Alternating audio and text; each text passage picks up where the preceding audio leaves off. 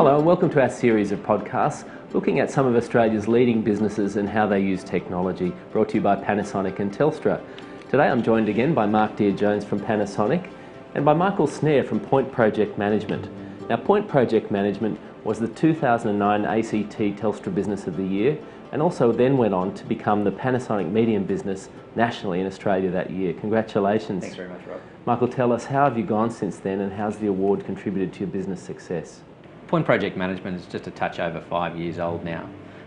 It was established really to do things better. As the branding of the company suggests, we wanted to make a point of doing it better, and we wanted to be a central point of contact, providing project management services in the property and construction industry.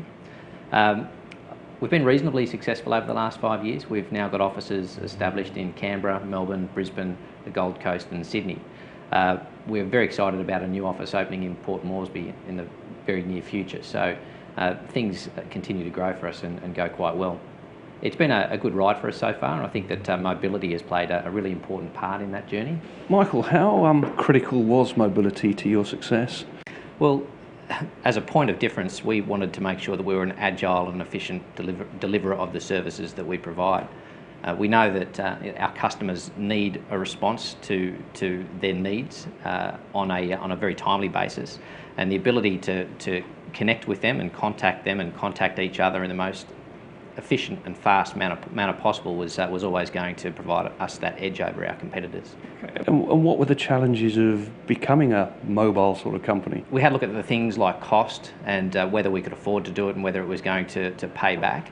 But we realised relatively quickly that it was really quite a small cost when you consider the efficiencies, and in fact the dividends have paid for themselves hundreds and hundreds of times over.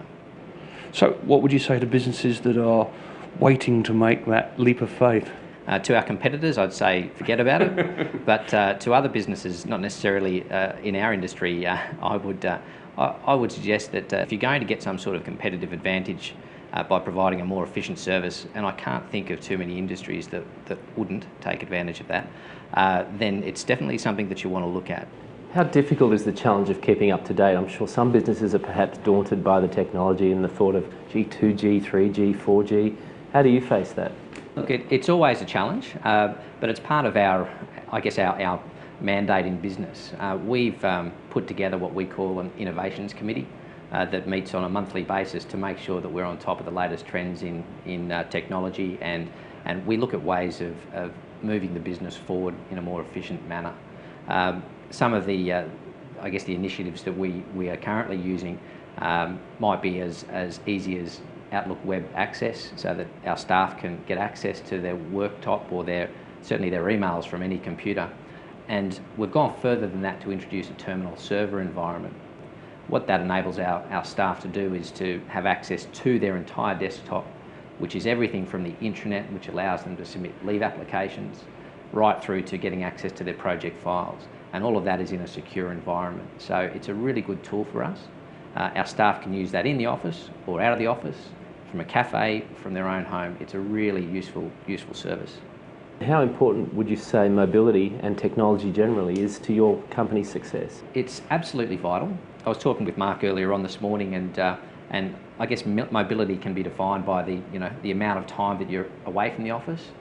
In our service industry, we are a very transient mob. Effectively, we spend a lot of time on site or with clients. I would say that I probably spend less than 30% of my time actually in the office.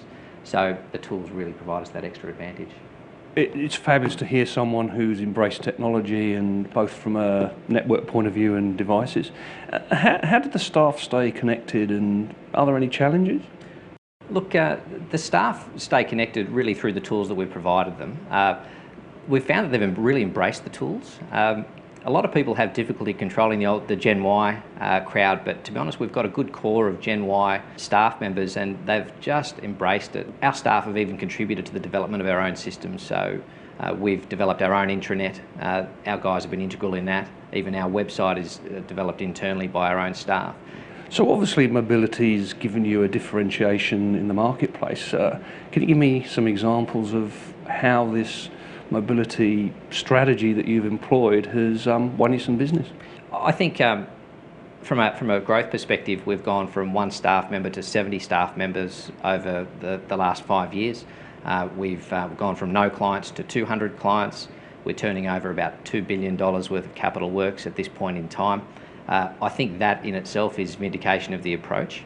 But the approach that we've taken is one piece in the puzzle that we've continuously strived for, and that's to provide a holistic company that does the best in everything that it does. It's interesting, we were talking earlier how we actually, as a large corporation, you as a small business, share some of the same customers. One that comes to mind is Qantas. Maybe you could tell us about the Qantas business you do.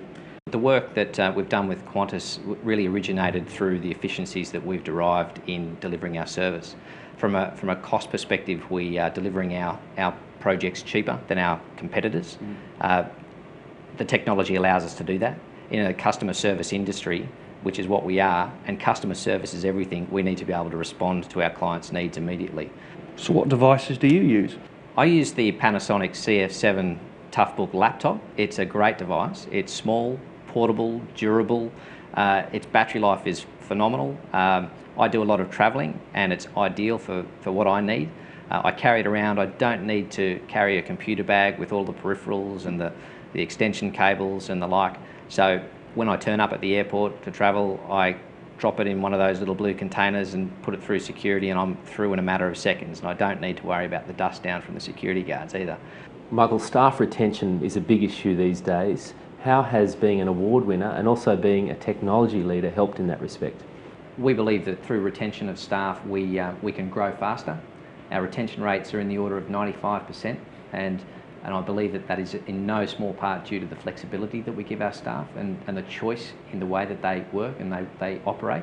I think in this day and age, any leading edge business needs to embrace that everybody has a lot of demands on their time, and they need to be flexible with the way that their staff operate. The Telstra Business Award has also contributed to that because it's provided not only a confidence and a credibility in the organisation to the clients, but to the staff. They see that they've got a career path. They see the growth in the company and they see that we're winning more and more projects. Well, Michael, thank you for being with us today. I've really found it amazing to hear about your growth and how you've progressed since winning the Panasonic Business Award.